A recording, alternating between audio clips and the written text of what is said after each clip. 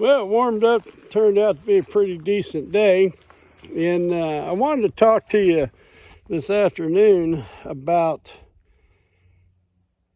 tree pruning and cuttings and mock scrapes. And let's see, you can see it right there. Got a piece of grapevine. I hope it was grapevine. It may have been poison ivy. No, it's grapevine. We took a piece of 550 cord, paracord, and tied it up inside of the tree. See if I can get a shot of it here. There you go. It's tied up in the tree, kind of hangs loose. And what that does, it gives a place for a buck to stand over here and rub his glands up on that and kind of mark his territory. And I forgot to bring the rake up over here from the cabin, but had I done that, I'd just go ahead and rake off that area and get it all slicked off and make it look, about a 3-foot circle, make it look like a rub. Sorry, scrape. Rub, scrape, scrape, rub, scrape. That's a whole other topic, by the way. A lot of people misidentify scrapes or rubs as scrapes because that's where the deer's been rubbing his antler up on a tree. You know what I'm talking about. They clean the bark off. Some people call those scrapes, and I'm sorry, that's not a scrape, that's a rub. Anyhow, this is a mock scrape. And I chose this location because historically, a younger buck, maybe a 2 or a 3-year-old, will come up through here and they'll make a little scrape. And as you can see down along that roadway down through there, quite often, about 20 feet apart, we'll see scrapes down through there. And then off, let's see, I think there's a rub right here close. I don't remember where it's at now. But anyhow, that's a mock scrape. Very beneficial for attracting bucks. Another thing that we did, I talked about this the other day, building natural screening. And there's dogwoods, as you can see, there's dogwoods all over this place. And some of them have already lost their blossoms. We've had some storms go through and whatnot. But anyhow, I found some young dogwoods. See if I can get her down in there. Some young dogwoods that had some small limbs on them over in a different area. I don't want to take my cuttings from this area because this is the area over here where I want to put in more. And what I did, basically, you just cut the end. See if I can get her out of there. Get it where you can see it. Cut the end at a bit of an angle. It's got some mud on it, so it's hard to identify.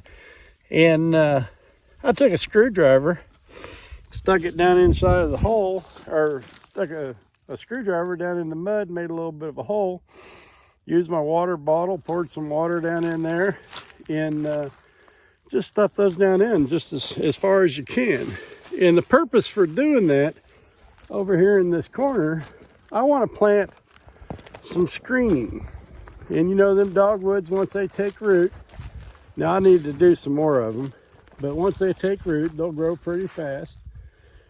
And what this will create is a little bit of a screening along this edge, kind of make this travel corridor. We'll use some, maybe some switchgrass or some prairie grass, something like that, to kind of make the road separated from the field.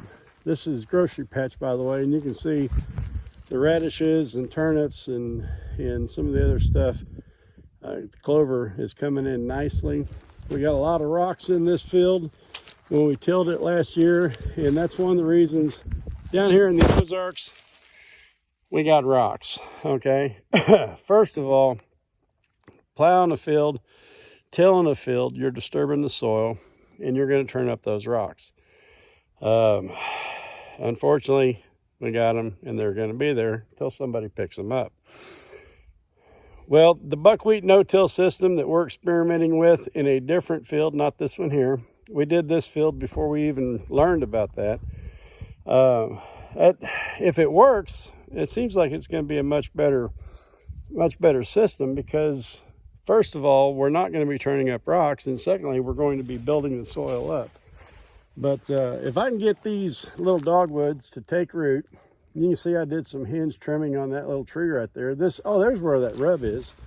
They hit this tree almost every single year. And you can see those limbs there that they've been rubbed down, growed back, tried to heal themselves. They hit it again.